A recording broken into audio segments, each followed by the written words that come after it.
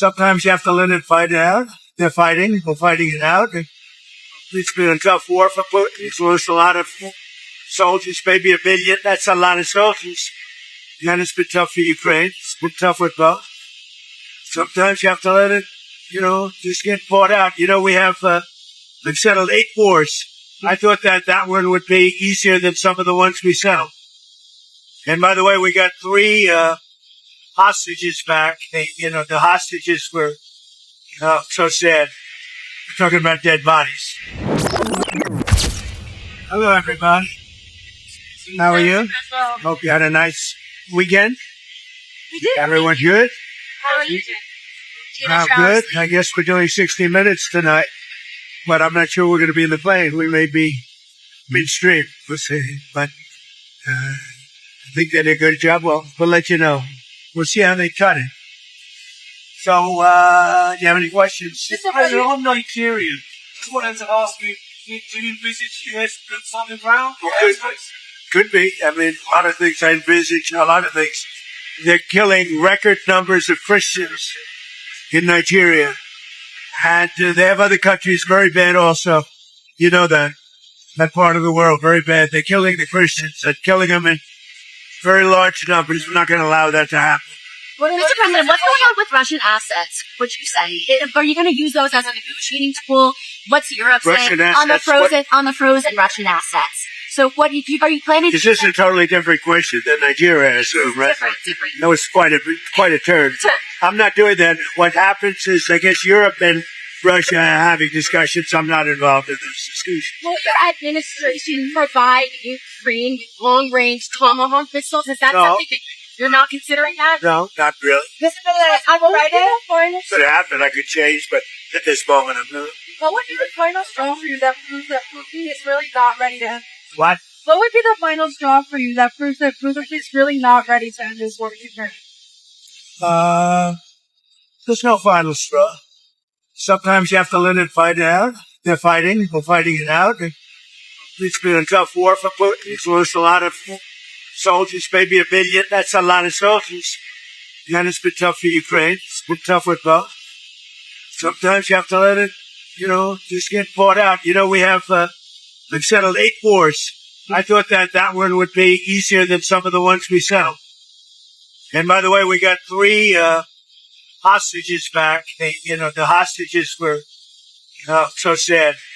We're talking about dead bodies, which people call hostages, but I don't know what you'd call them. I spoke to the parents. We got Nutra, from New York, and from the United States, and I spoke to these parents. And they're thrilled in one sense, but in another sense, obviously, it's not too great. But we're very happy to have done it. We got 3 bodies back today that they found. And we're looking for the remainder of the bodies. Are you going to on Wednesday? What? Are you going to the Supreme Court for the tariffs? Well, I think it's the most important decision, one of the most important decisions in the history of our country. Because without tariffs, without our being able to use tariffs freely, openly, and in every way, we would suffer tremendously from a national security standpoint. The national security of our country is at stake. I think it's one of the biggest decisions in the history of the Supreme Court. Other countries use tariffs against us. If we weren't able to openly and freely use tariffs against them, I'll give you an example. China. That was going to be a disaster for the world, and I was able to settle it very quickly, very easily, because I was able to use tariffs. It's total national security. And economic health is also part of national security, by the way. But without tariffs, our country would be in great jeopardy. So will you attend the oral arguments? No, I don't think so, because I don't want to call a lot of attention to me. It's not about me. It's about our country. I'll be going to Miami. I'm going to make a speech in front of a large group of people in Miami. I said, I wanted to go so badly. I just don't want to do anything to deflect the importance of that decision. If we don't have tariffs, we don't have national security. And the rest of the world would laugh at us because they've used tariffs against us for years and took advantage of us. And you see what's happened. We've become wealthy. Our stock market hit a record high on Friday. A record high. It's hit 48 record highs during my term. And a large part of that's because of tariffs and our good trade deals. Without that, you couldn't make a good trade deal. And, we were subject to being abused by a lot of other countries, including China, for years. Not anymore. Tariffs have brought us tremendous national security. Well, Venezuela, is there a deadline for Venezuela to act against the drug gangs for their I don't ever set deadlines. I do what I do, but I don't set whether it's Venezuela or anything else. I don't set deadlines.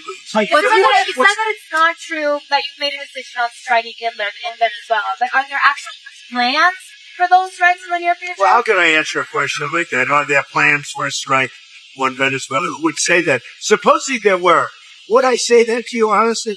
Yes, we have plans. We have very secret plans. Who would say that? What kind of a question is? Well, look, we'll see what happens with Venezuela. Venezuela sent us thousands and thousands, hundreds of thousands of people from prisons, from mental institutions, drug addicts, and so did other countries. That's the bad. Other countries did it too, because we were run by very stupid people, very, very stupid people. Biden was the worst president in the history of our country by far. We had open borders, and many countries, the Congo, many countries, they sent their prisoners. They sent prisoners, they sent drug dealers, they sent drug addicts, they sent anybody that they didn't want. They sent them through our country. And Venezuela was one of the worst abusers. So. Democrats say that the way that this shutdown ends is if you directly engage in negotiating a deal on extending these ACA subsidies. Well, all they have to do is open up the country. We voted 14 times to open the country. We have voted 14 times to open the country. And they vote to keep it closed. All they have to do is vote to open the country. And we only need 5 Democrats. They have a lot of Democrats. We only need 5.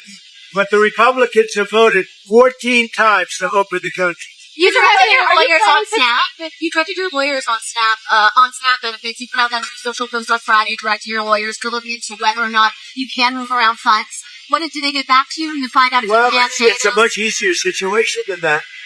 If they vote to open the country, it's opened up immediately. We don't even have to think about that. Smith, I wanted to ask about Prince Andrew in the UK has had his royal title stripped away because of the Epstein scandal. I know you're close to the royal family there. Do you have any thoughts on? I feel very badly. It's a terrible thing that's happened to the family. That's been a tragic situation, and it's too bad. I feel badly for the family. Are you still planning to meet with Jensen Huang? Have you spoken with him after your talk? Jensen Huang of NVIDIA, the CEO of NVIDIA? Yeah, I've spoken to him. What about it? So are you planning to meet with him? You said when you were... Look, he's one of the great geniuses of our time. His chips are 10 years ahead of anybody else's. And, I meet with him all the time. It's a great American company. It's now the biggest company in the world. So what would you like to know? NVIDIA is really just a brilliant company. The chips are 10 years. The new Blackwell that just came out, it's 10 years ahead of every other chip. But there's nothing to meet with other than say, congratulations. But no, we don't give that chip to other people. We don't give that chip to other people. Are you meeting with the Syrian president at the White House? Or did you invite him? The Syrian president? The Syrian president? He may be coming. I don't know. He's working very hard. We took sanctions off of Syria to give them a chance at survival. And I hear he's doing a very good job. Thank you very much, everybody. I'm going to try and watch 60 Minutes, but I may be delayed. Let's see if they treat me better than they treat other people. Although, I do say this, they treated Kamala very well. You can watch it. In fact, they changed their answers. You can watch it, yes. I will try, but we may land just as it starts, right? It's very split second. But thank goodness for TiVo or something thereof, right? TiVo. We're a big fan, right? We love TiVo. We love TiVo.